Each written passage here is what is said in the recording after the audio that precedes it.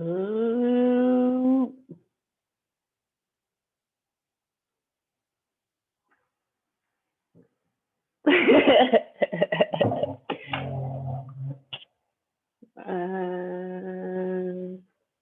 Am I muted? Why can't I hear me? What's going on? Oops, that might be loud. Hello? Can you hear me? Oh, hi. Yes, I can hear you. Can you hear me? I can hear you. Yeah. Great. Just turn it this way. Wait, let me grab my questions. Okay.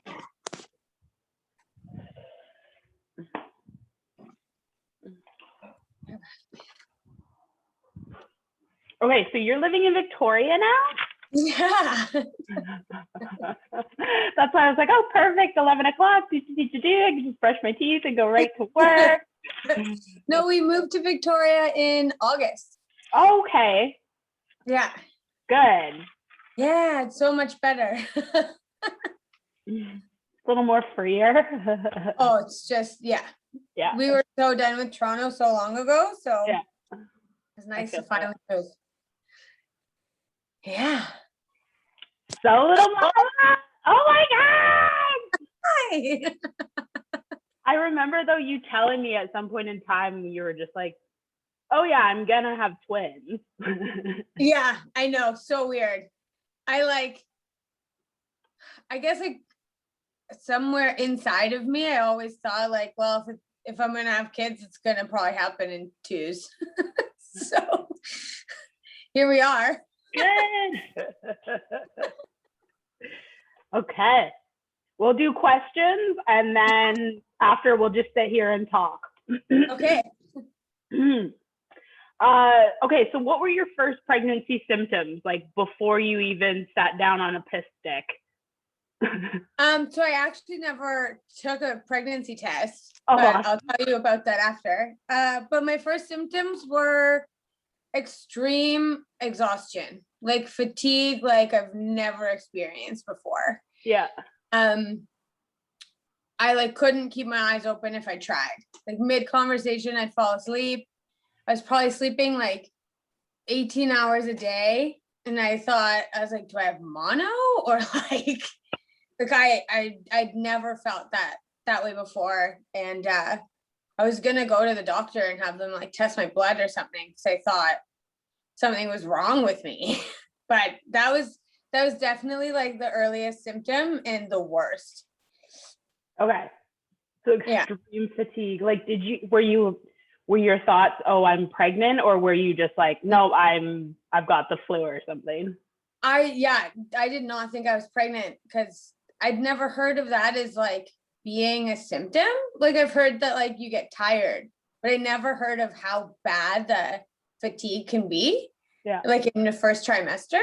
And I didn't have any morning sickness at that point or anything. So I honestly thought like my blood levels were off, my B vitamin or my iron or something. But like Birdie and I are trying to film a birthday video for a friend. And I was asleep on the couch and he'd like poke me awake. So I'd like pop my head up and then we'd say a little something and I'd like go back to bed. Like I couldn't keep my eyes open. Yeah. Okay, yeah. So are you in your second trimester now? Yeah, I'm 20 weeks. Oh my God. Oh, I'm so sorry. You're almost there. Yeah. You're more than halfway. Yeah. Yeah. Ooh. I know.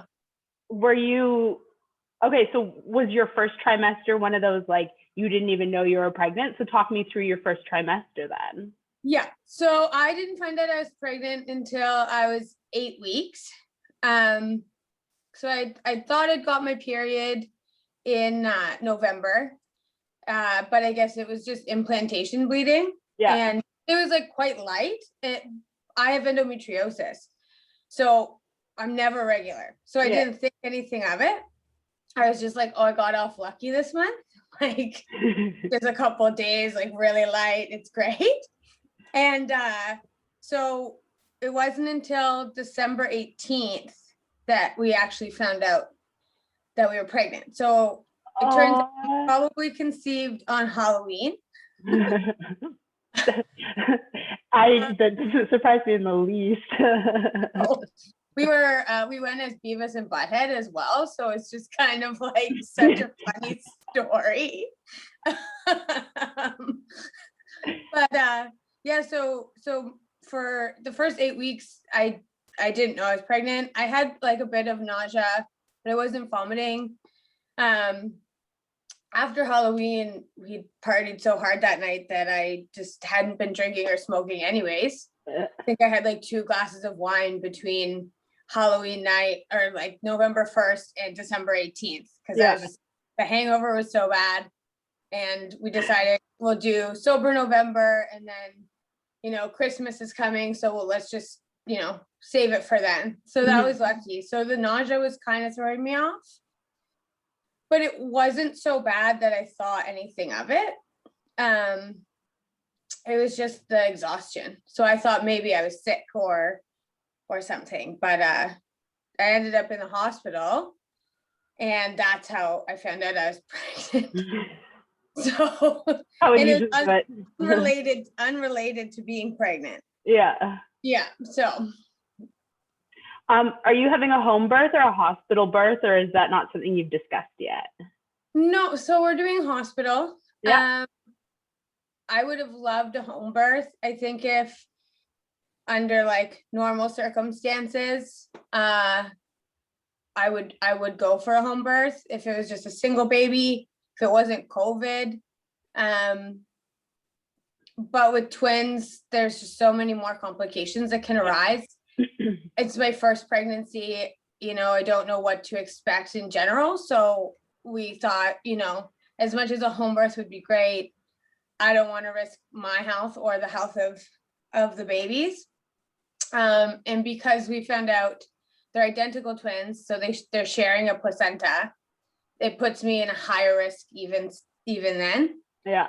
So we're gonna do hospital just to be safe. If anything goes wrong, there's no trying to like rush to get medical attention. Of course. Yeah. Your scariest mothering moment, because from conception, you are mother. Yeah. I think it was after we found out that we were having twins, which was a shock. Finding out we were pregnant and that it was with twins was just like, that was scary. But I think learning about twins. So in the first trimester, you can have something called vanishing twin syndrome, where one twin doesn't make it and your body just absorbs it. So you wouldn't know until you went for your next ultrasound. Yep. So that was something that was a bit scary, just to think about waiting for the next ultrasound and being like, because a lot of the times there's no symptoms because it's so early that you don't bleed and nothing happens. You just don't really know. But we went and everything was fine. And then learning that they shared a placenta, because there's something called twin-to-twin transfusion syndrome. So since they're sharing their blood supply back and forth, sometimes one twin takes it all and one twin gives, but doesn't get it back. Right. So one twin grows and becomes too large. The other twin is super malnourished and becomes too small, and you can end up losing both. So I have to go every 2 weeks for ultrasounds from now until I give birth, just so they can monitor to make sure they're sharing equally. So far they have been, it's been great. But that's, I think, something that's been probably the scariest, was learning about that. And that it's a possibility at any point. Any ultrasound we go into, they could tell us they're not sharing properly. So now we have to take steps forward, and there's a couple options there, but none of them are great. So what's your most asked mom question so far? I get 2. When are you due? Especially because everyone wants to know when's your due date. Especially because I guess with twins, I'm showing more than I should at 20 weeks. I look past 20 weeks pregnant. So people think I'm due sooner than I am. Yeah. And my other one is, do twins run in your family? That's Aww. because I tell them, like, no, I'm just pregnant with twins. That's why my belly's so huge. People are like, oh my God, that's so cool. Do twins run in your family? Yeah. And no, they don't. Until now. Yeah, until now. Do they run in Brody's family? So Brody's cousin has twin daughters. Mm-hmm.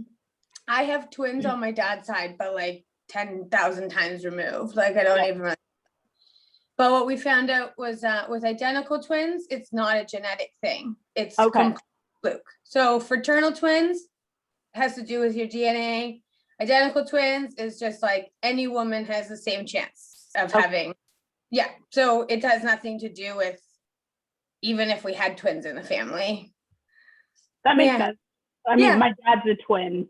He's a fraternal twin. He has a sister. And oh my goodness, it's hilarious because they are the same person, even though two different eggs, but same human being. What scares you more, giving birth or being a parent? I don't think either really scare me. I'm not scared of parenting. I'm actually really excited about it. I think it's a pretty cool thing to be able to do. I think so it would be giving birth, but not for the reasons of it being painful or anything like that. It would be more just for the complications that can arise during any pregnancy, during any birth, but especially again with twins, with vaginal birth, it can be, one twin comes out fine, but it flips the other twin around, and then there's complications for the second twin to come out.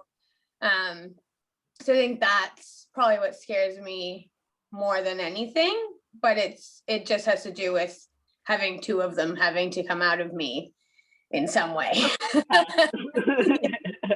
Yeah. I'm so excited for you. Okay, who screamed louder, you or Brody? So we weren't together when we found out, obviously. Neither of us screamed. I was in the hospital, so I'd gone into hospital. It was like 5 a.m. I woke up with like excruciating pain on my right side. Brody suggested we go to the hospital. It kind of seemed like it could have been appendicitis. So we show up, it's COVID, so he can't come into emerge with me at all. So I'm there.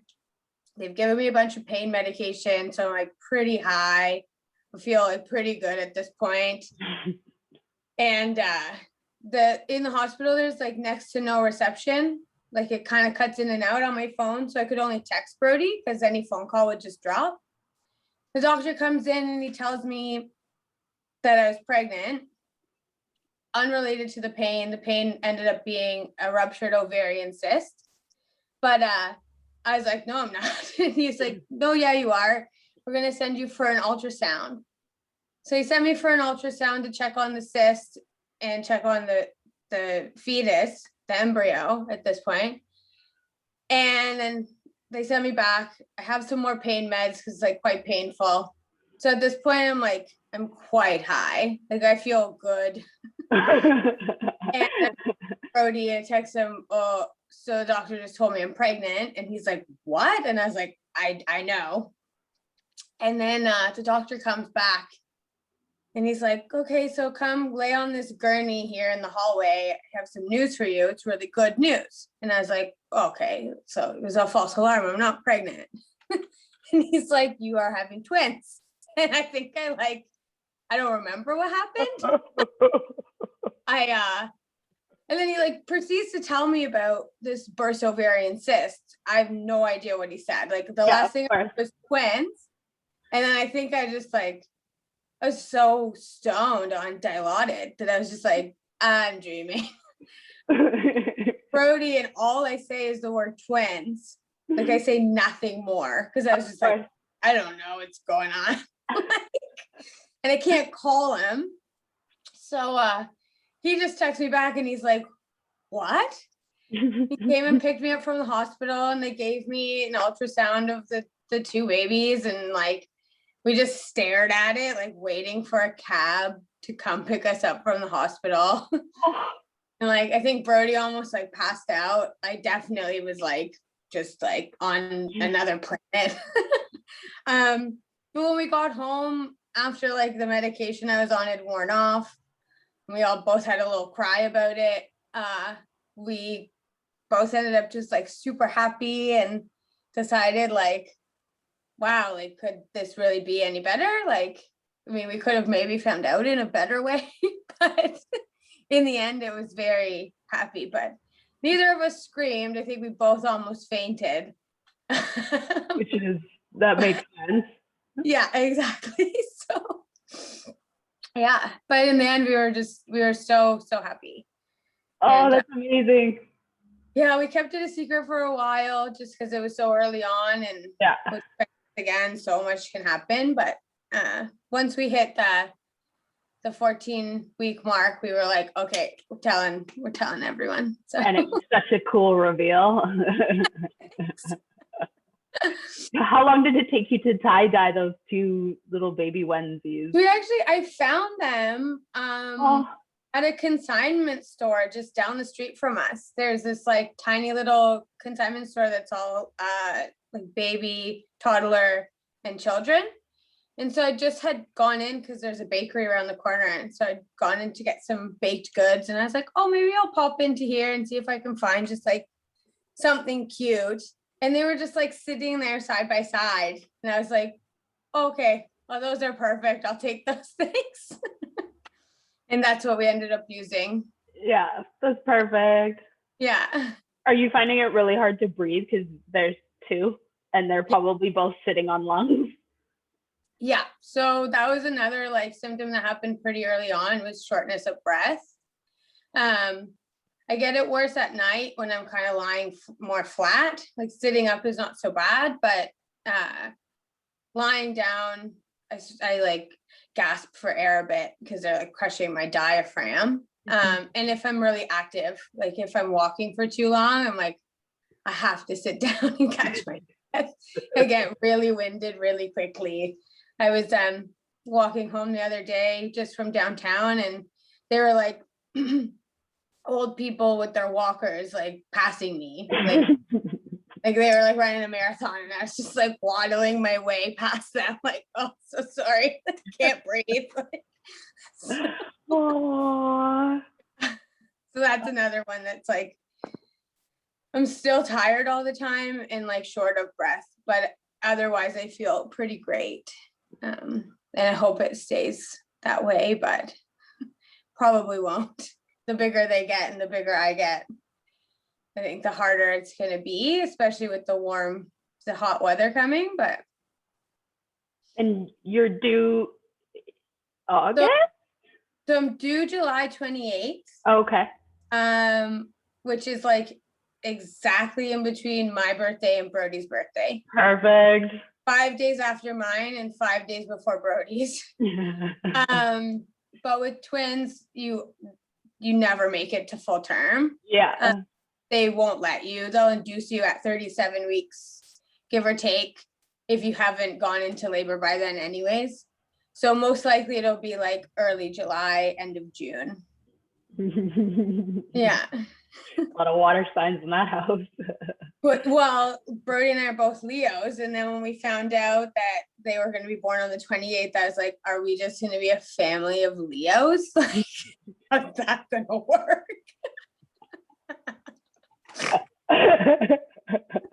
Especially if they end up with like red hair. I was just like, oh, like we're in for it. But they'll probably more likely be cancers, so it's okay. Something to balance out the we need it.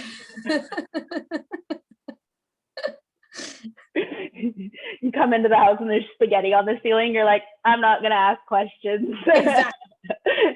Exactly. Oh.